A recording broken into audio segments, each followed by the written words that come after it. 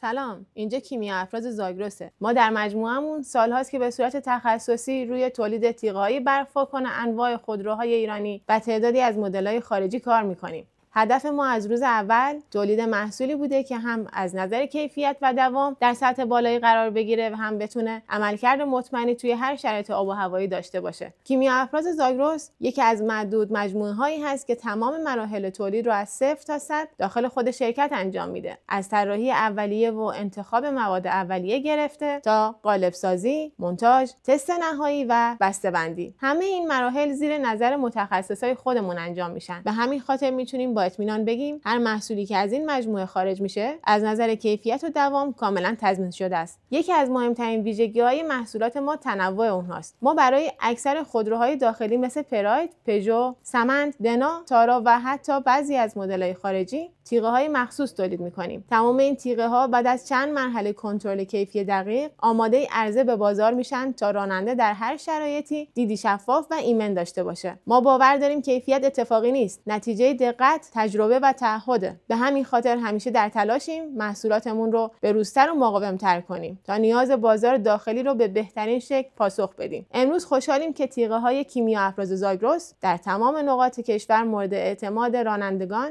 و نماینده‌ها قرار گرفته و برای ما بزرگترین افتخار و انگیزه است که مسیر رشد و توسعه رو با قدرت ادامه بدیم. برای آشنایی بیشتر با محصولات و ثبت سفارش میتونید از طریق سایت یا شبکه‌های اجتماعی ما اقدام کنید. کیمیا افراز زاگرس، جایی که کیفیت و دقت فقط شعار نیست، یک تعهده.